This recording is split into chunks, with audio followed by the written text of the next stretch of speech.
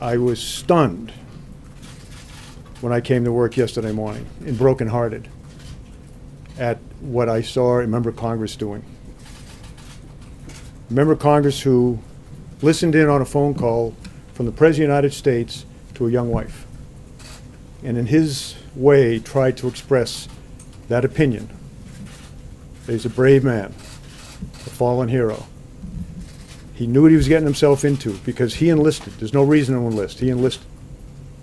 And he was where he wanted to be, exactly where he wanted to be, with exactly the people he wanted to be with when his life was taken.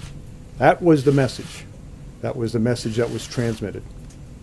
It stuns me that a member of Congress would have listened in on that conversation. Absolutely stuns me. And I thought at least that was sacred. You know, when I was a kid growing up, a lot of things were sacred in our country. Women were sacred and looked upon with great honor. That's obviously not the case anymore, as we see from recent cases. Life, the dignity of life, was sacred. That's gone. Religion, that seems to be gone as well. Gold Star families, I think that left in the convention over the summer. But I just thought the selfless devotion that brings a man or woman to die on the battlefield, I just thought that that might be sacred.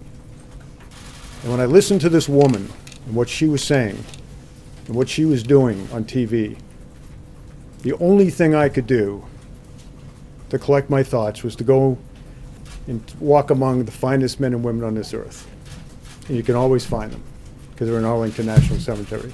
Good afternoon, everybody. I'm Sagar and Jetty. This is my colleague Kevin Daly. Alternative Facts, episode 17. Wow. Coming off a historic run. I hope that you can forgive us because Kevin and I are quite literally in shock about what just happened. It's Thursday afternoon here at the Caller, at the News Foundation, and we just watched live General Kelly's press conference that you should have just seen up on your screen. It was a powerful moment. It was one of the most stunning moments of this presidency, I feel comfortable saying, and I hope we can say something useful about it because I think we're still processing the power and the force behind what General Kelly said. I think the main thing that we have to look at there, and this, you know, what is really come into focus here is the conduct of Representative Wilson. So Congressman Frederica Wilson. I'm glad you said her name because I had forgotten her name because before this controversy, I had actually never heard of her. I knew of her as the Hat Lady, but so Representative Wilson was in the car whenever a Gold Star family, one of the families whose son or whose husband was killed in Niger, got a call from President Trump, and she immediately released information to her local media station criticizing the call, saying that the wife was upset, when in reality what was said was that President Trump said, he not that he knew what he was getting into, but he was exactly where he needed to be, as General Kelly outlined in that press conference. And I don't think we want to pass any judgment as to the reaction of the family or maybe the propriety of what was said, but what I would say is a person who has the best interest of this family at heart would not have run straight to the press at their first availability and leaked the contents of what General Kelly characterized as the sacred moment. A good steward of constituents and a person who is genuinely empathetic would not have done that. And what's interesting is that that's something that a lot of congressional Democrats have said quietly on background or sometimes off the record, which is not to say that there has been, total condemnation of I'm sorry, I forgot her name already again. Wilson, Frederica Wilson. Yes, of Congresswoman Wilson's comments, but certainly within the Democratic caucus, I think that there were some misgivings about her conduct. I mean, her conduct is frankly, it's pretty bad. I mean, she, first of all, not only assumed malice on the part of President Trump, she assumed that he, was like wittingly giving a incredibly, insensitive comment. General Kelly revealed to us in that press conference today that he is the one who conveyed those words because they were the same words that were spoken to him when his son was killed in Afghanistan. Yeah, and he had some good insight on that. He said that he initially advised the president not to call the families of those brave men who were slain recently in Niger because in his own experience, that whole deluge of calls that the family of the recently deceased get from people in government, from their local government officials, and from their family and friends are some of the most agonizing phone calls that they will receive for the entirety of their lives. They compound the grief that they are feeling, and they put them in this awkward position of kind of having to marshal up a brave face and fortitude and, deal with strangers in this very intimate manner. And that's why General Kelly said that he initially advised the president that in his experience he shouldn't make this call, but President Trump was insistent that he wanted to reach out to the families of those who were slain, and General Kelly conveyed to the president what he ought to say. And again, I don't stand in judgment of the reaction of the Gold Star family. They're entitled to whatever reaction that they feel. But I think it's safe to say that General Kelly's remarks today have put media coverage of this whole unfortunate incident in an entirely new frame. Absolutely, and we're very interested to see how that plays out, and we hope that there will be some responsibility on the part of the press on how this situation is handled. But we'll have to see where it goes. We're going to move on next to a little bit from a much more partisan topic, and that is about Russian meddling in the election, which is something we've discussed on this show probably since the very first episode because it just never seems to go away. Right. So basically what happened is CIA Director Mike Pompeo came out today and said, quote, it is the assessment of the U.S. intelligence community. Russian meddling in the 2016 presidential election had no impact on the outcome of the election itself. He said that it is the most important job of the U.S. government to ensure the integrity of its election, and that he spoke of this with confidence. And yet, what was the immediate reaction of CNN's chief national security correspondent by Jim Sciutto? Jim Sciutto immediately said, can the CIA director really say that with confidence? Yeah, he sounded pretty damn confident whenever he said it, which is when I heard him. And the real egregious thing about all of this is that they are superimposing their authority and their skepticism. They're like, given everything that we know now, it's like, I think the CIA director knows a little bit more about it than you do. Yeah, which is to say nothing of the fact that Jim Sciutto and the team at CNN, among other people in the national security press, were deferential to the point of obsequiousness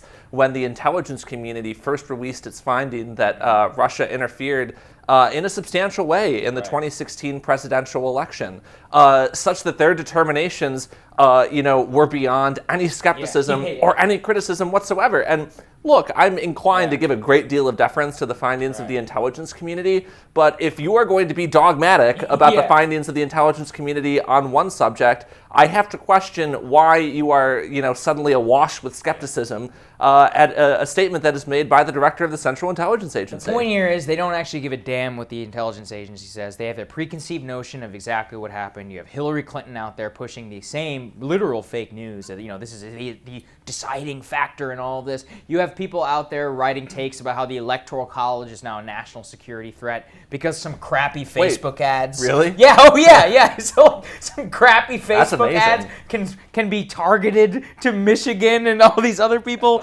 and swing the vote.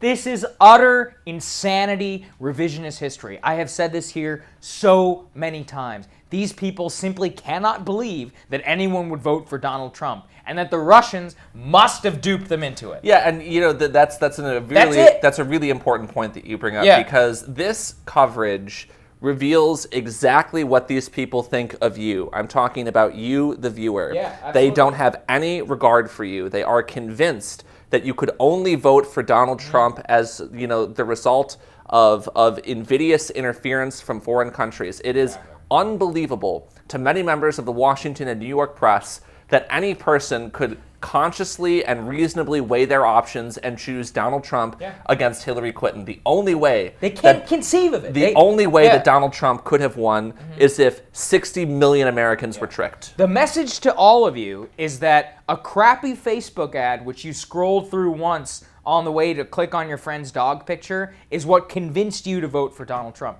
That's the subtext. That is how low many reporters hold you in their esteem. That's what they think of your intellect, and it is so insulting to the 65 million people in this country who voted for the president. That's right. But, well, okay, we'll move on, from that, and we'll go to something that is about Twitter, which, some of you may use, some of you may not. It's a very important medium in our field. And what we found is it pretty much tells you everything you need to know about a lot of these reporters. Jim Chiodo is a perfect example. I mean, I don't know if this is something so stupid. I frankly hope he wouldn't say it on air. But right. Well, yeah. I mean, maybe it's the sort of thing he would say on air, maybe not. But we know for sure it's not the sort of thing that would work its way into copy. Yeah, no way. At least in that blunt and cutting form. Exactly. And so this tells you everything you need to know about what these people actually think. Now, two major media organizations, the New York Times and the Wall Street Journal, have both released new Twitter guidelines for their reporters. So what exactly does it tell us? Yeah, I think we've got a copy of the Wall Street Journal's guidelines. We do. And what the editors at WSJ wanted to emphasize to their reporters is that Twitter, Facebook, or any other social media platform is, for all intents and purposes, a publishing platform that is in no meaningful way different from their own news publishing platform. And they implore their employees to exercise the same kind of editorial discretion in social media that they would use when they were preparing copy for an editor. The editors at WSJ were very blunt in their letter to their employees. They expressed concern that too many of their reporters or that too many of their support staff were making partisan statements in social media or aligning with partisan figures or partisan groups.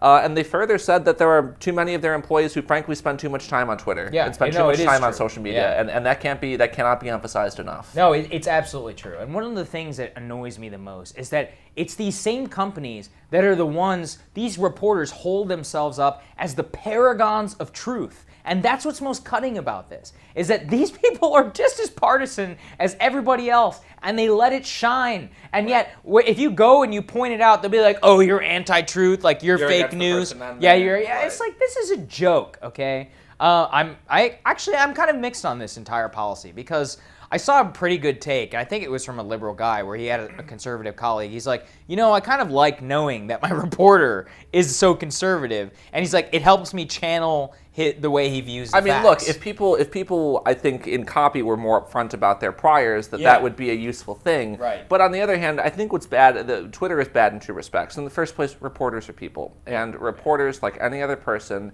are prone to the same kind of knee-jerk rage that any of us feel when we're reacting to the news. And Twitter allows them to fire that unfiltered and unconsidered opinion out into the world immediately. And I think that has, in a serious way, eroded public trust in institutions, because we expect media outlets to be a little bit more discriminating in what they publish and to exercise a great deal of self-control. And both of those essential values to the profession, have now fallen by the wayside as the result of Twitter. And the second thing I would say is that there was a really excellent column from Matthew Continetti over at the Washington Free Beacon a couple of weeks ago.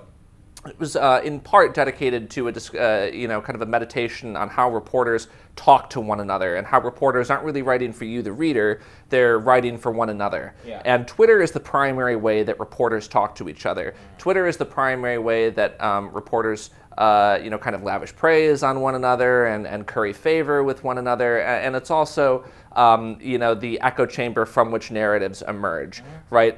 Twitter is the forum on which, reporters, sometimes formally, but mostly informally, express their views.